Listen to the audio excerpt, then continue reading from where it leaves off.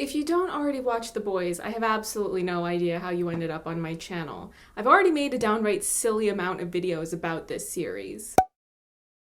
Hi, I'm Lady Genevieve, and I have a cat named Kimiko, and I named her that for two reasons. Number one, we are a Japanese family. And number two, she's named after the best character on The Boys, a show that I have loved watching. Some other things I love watching are DCEU films and Zack Snyder films. So it was truly a case of worlds colliding when The Boys began airing season 2, and it was really just one Zack Snyder DCEU reference after another. If we go back to season 1, when the audience was first introduced to this world, references to this particular creative material was more sparse. Maeve's very first introduction at the beginning of episode 1, with the slow motion, the hair blowing, did give an impression of paying homage to Gal Gadot's Wonder Woman, particularly when you look at her hair length, style, and her superhero costume, which bears an aesthetic resemblance to the look that the legendary costume designer Michael Wilkinson worked to create for Gal's debut in Batman v Superman: Dawn of Justice. Homelander as a character, conceptually and visually, is like if someone tried to manufacture the offspring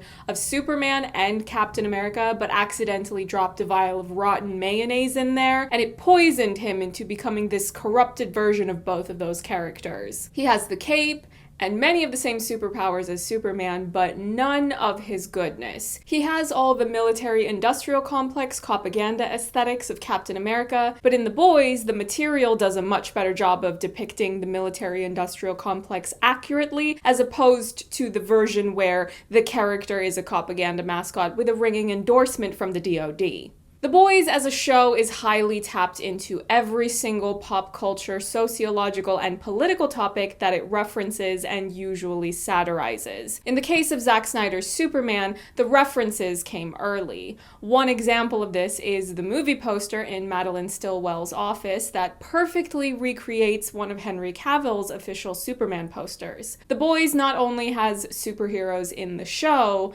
but is extremely meta in addressing superhero media, as well as superhero worship, and the place of superheroes in the culture at large. Just look at how much of a chokehold superhero media has gained on Hollywood's output. This is why, in the world of The Boys, the most prominent superhero characters, the ones who work at Vought, make their own superhero entertainment media within the show's universe. The showrunner of The Boys, Eric Kripke, is a self-proclaimed fan of superhero aesthetics, and in an interview with Entertainment Weekly, he said, "Every time they make a superhero thing, they're making a Zack Snyder movie. In the stuff that Vought makes, we were inspired more by DC than Marvel. The Marvel stuff is actually reasonably grounded, but the DC stuff tends to get a little pretentious, and we wanted the Vought superhero movies to be a little full of themselves." Now, I know that I tend to get a fair few Zack Snyder fans tuning in anytime I create videos related to Zack's work, so I really need you to hear me when I say, please don't hassle Eric Kripke or anyone else that works on this show because of the quotes I just shared. Context is key here. The Boys is not out here trying to slander Zack Snyder as an artist or as a person.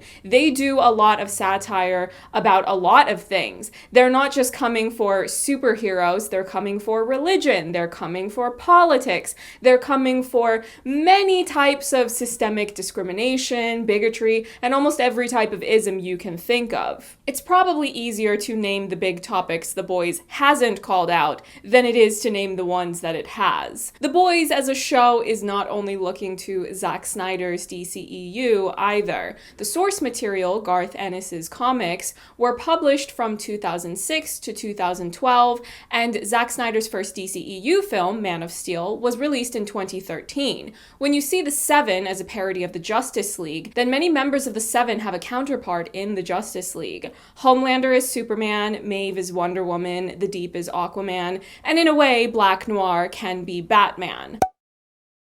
The Entertainment Weekly interview further states that Eric Kripke looked at Christopher Nolan's Dark Knight trilogy and David Ayer's Suicide Squad, the theatrical cut obviously, when adapting the comics into a television series.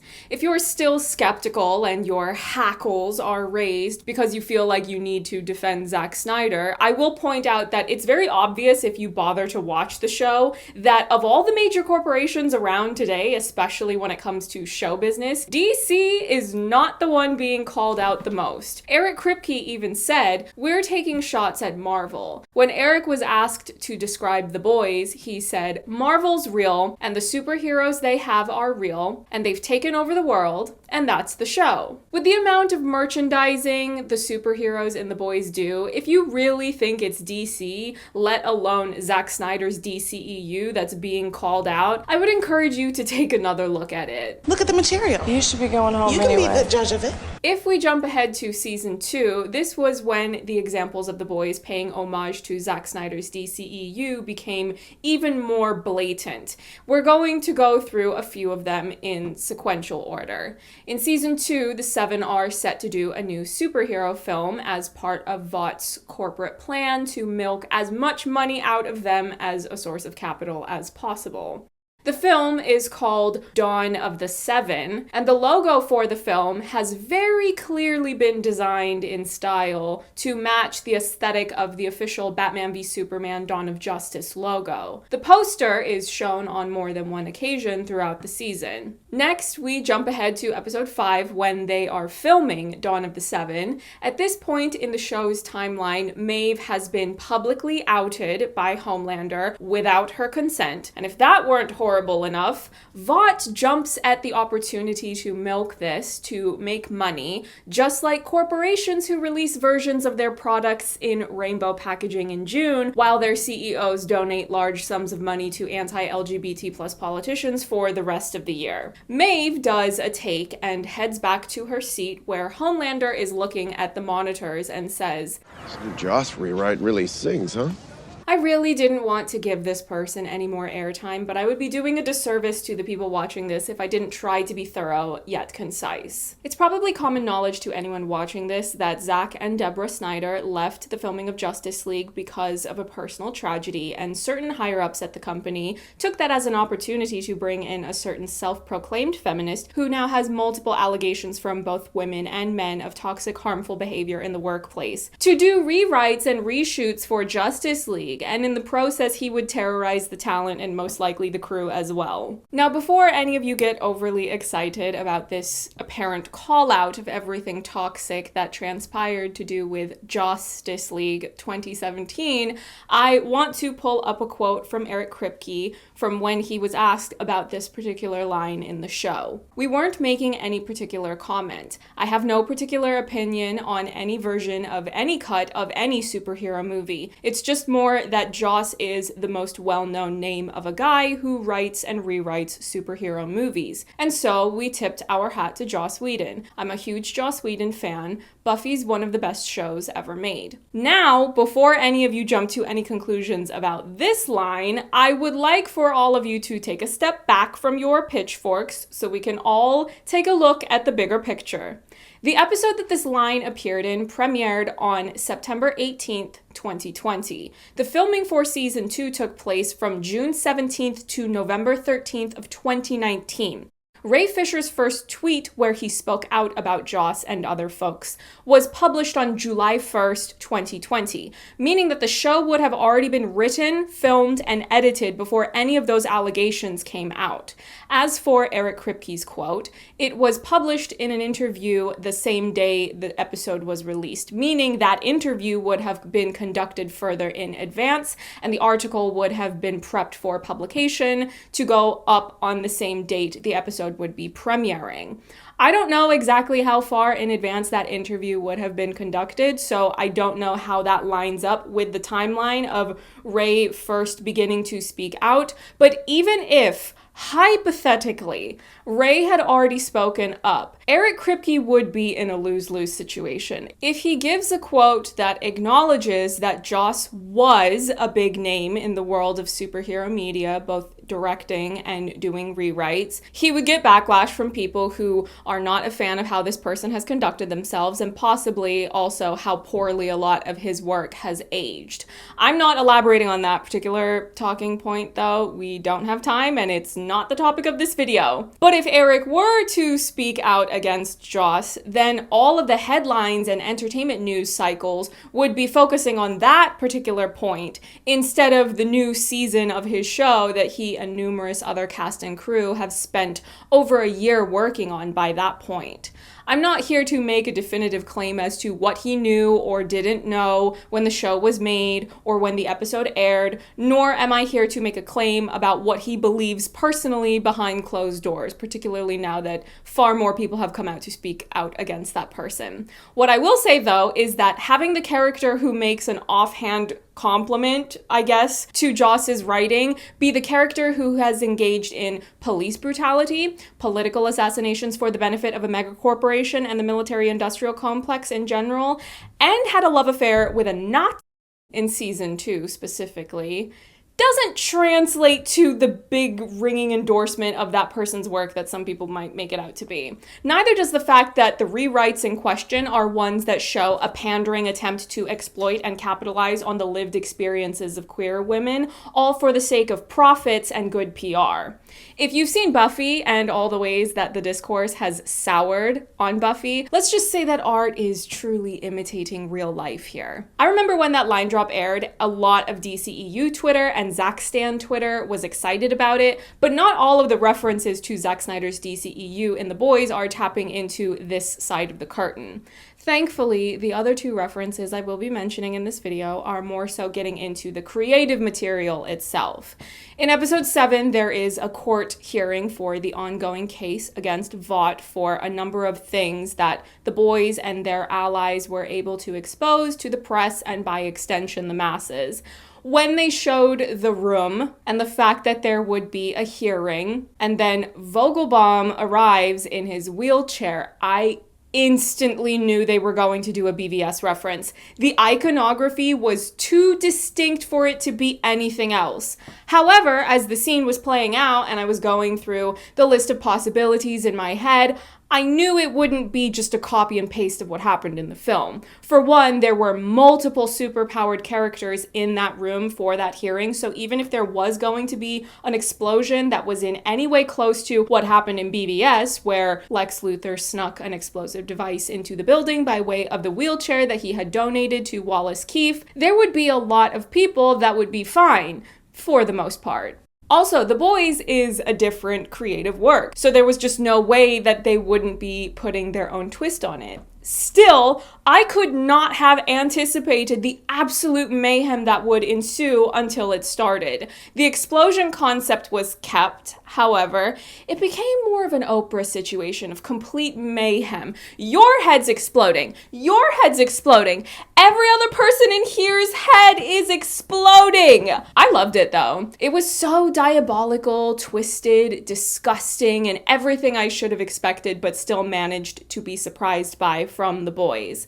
The final thing I wanted to highlight from The Boys that is an homage to Zack Snyder's DCEU is one of the big revelations that plays out in season 2 is the fact that Homelander has a son with Butcher's wife, Becca. There's this sense of dread and unease as Homelander is insisting that he gets to spend time with his son, and he's trying to exert his influence onto his son.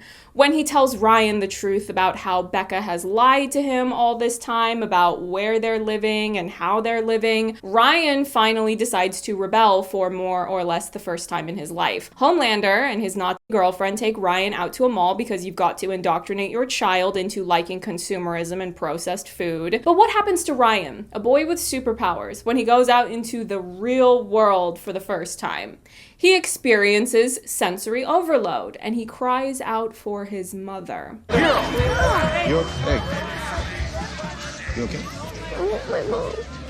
Now, why exactly would a young boy experiencing sensory overload and wanting his mother ring familiar to a fan of Zack Snyder's DCEU? Oh, because it's Man of Steel. At the beginning of the movie, when shirtless Kal-El is saving people from the collapsing oil rig and he gets knocked into the ocean, where he has that flashback to his childhood of not knowing how to control his superpowers, so he runs and hides in a janitor's closet, which he refuses to come out of until his sweet darling mother shows up and helps him. I have spoken more than once about how significant mothers are in Zack Snyder's filmography, not just in the DCEU either, but Ryan and Homelander present a really interesting take on that concept of nature versus nurture and the importance of mothers in the upbringing of these superpowered individuals.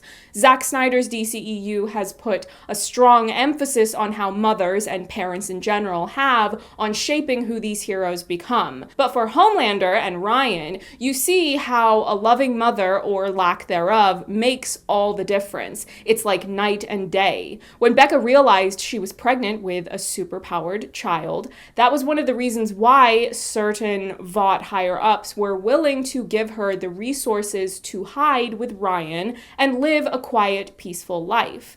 Raising Homelander, an obscenely powerful superhero, like a lab rat did not work out well. You have to nurture your child and their empathy and goodness. I'm glad The Boys as a show doesn't overdo it in presenting what Homelander experienced as a child and an adolescent, presumably, being raised in a lab, because ultimately you would have to get really young actors to perform that, and I don't like the idea of putting performers at that age through that, even if it is just acting. I also don't think it's necessary to see those details played out. The implication is already a lot just by seeing how twisted he is now in the present timeline of the show's narrative. What I like about this range of references that I've covered of The Boys paying homage to Zack Snyder's DCEU is that there's a really interesting variety. You have the aesthetics, you have the marketing material, you have the behind the scenes making of ongoings, aka drama, and you also have the deeper thematic material that really gets to the deeper themes of what Zack Snyder's DCEU has addressed thus far. Even the fact that BVS gets into very topical issues related to fear of the other, post-9/11 xenophobia in America, Bruce Wayne's hateful 1% rhetoric being inspired by Dick Cheney. All right. Is the U.S. providing experimental military arms to rebels in Africa? All of these things meant that BVS was a really great superhero film to use as a reference for season 2 specifically, because Eric Kripke made it very clear at their Comic-Con promotional panel that season 2 would be addressing the topic of white nationalism. The thematic parallels made it a good fit. I've really enjoyed The Boys thus far. Hopefully they will know when to end the show, because I would hate for the show to lose steam and go out on a low. I don't have a set number of seasons in my mind because I don't know what their larger vision is for the show and the arcs for these main characters that they've introduced us to. I look forward to possibly seeing more Zack Snyder DCEU references along with every other bit of satire they will inevitably incorporate. It's one of the many things that I enjoy about the show. I don't know when season 3 will begin airing, but as far as I'm aware, they are already finished filming it, so we will all just have to wait and see. I'm waiting for Huey's mother to come back too. It's really obvious that they were setting her up for a return. I'm also holding on to delusional hope for as long as I can that they will have Meg Ryan play her. I know she has visited Jack on set before. If she can fit it into her schedule, why not? What are your favorite DCEU references on The Boys, or your favorite reference or satire on the show in general? Let me know in the comments, because I do not have nearly enough people around to chat with about this show. See you next week, when I will probably be posting a review of a new superhero movie that I've been waiting to see for ages. And See you then. Bye.